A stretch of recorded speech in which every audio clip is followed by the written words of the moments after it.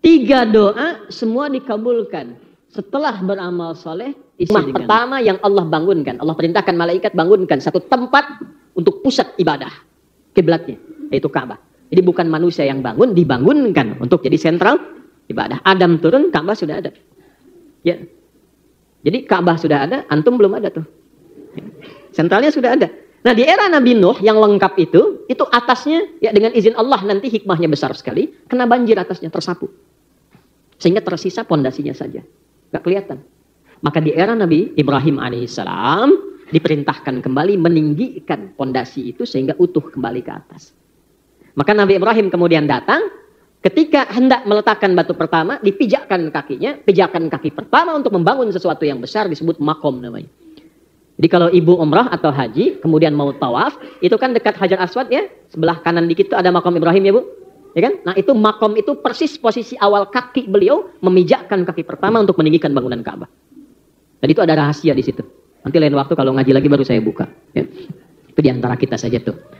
Nah saat mulai memijakkan kaki, anaknya yang belum balik namanya Ismail alaihissalam, di sisi yang lain sebelah kanannya itu saking merasakan cinta dan sayang pada ayahnya, pengen bantu bapaknya.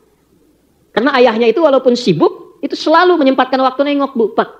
Nanti ada hikmah di Idul Adha itu salah satunya sifat ayah yang walaupun dengan kesibukannya masih memperhatikan keadaan anaknya. Nabi Ibrahim itu tugasnya di Palestina.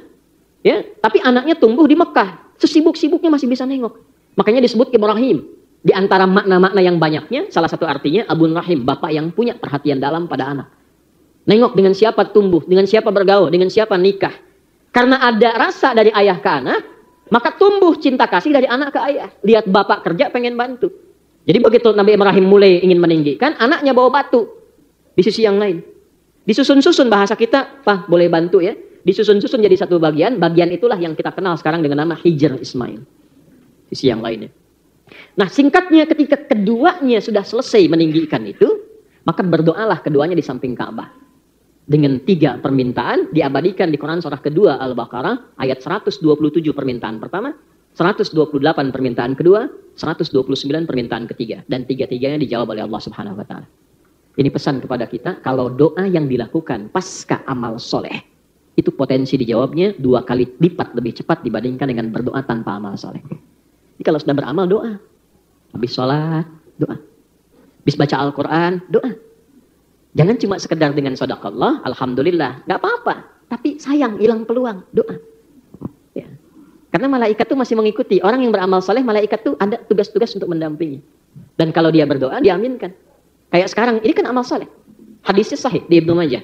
Dari Abu Darda radhiyallahu ta'ala anhu. Man salaka tariqan yaltamisu fihi ilma sahhalallahu lahu tariqan ilal jannah.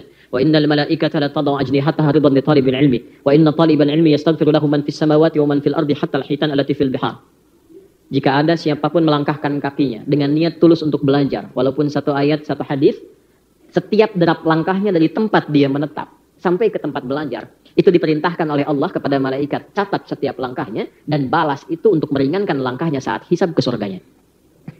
Ya, belum selesai hadisnya, jangan amin dulu. Ya. Kemudian yang kedua apa? Allah perintahkan pada malaikat, bentangkan sayapmu, berikan ridha kepadanya. Nah, bentangan sayap malaikat ini punya 3 arti.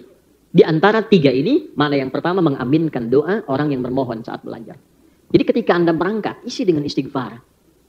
Ya, kan pernah dengar kisah viral kan? Seorang pembunuh 99 sampai dengan 100, itu kan Allah terima taubatnya saat berangkat ke majelis ilmu. Dan belum nyampe.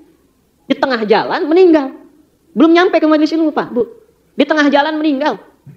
Itu nanti yang menginspirasi ke depannya, ya kisah ini yang diteruskan nanti ke era Nabi dengan turunnya Quran surah keempat An-Nisa di ayat yang ke-100 itu. Paling kiri sebelah bawah di mushaf tuh.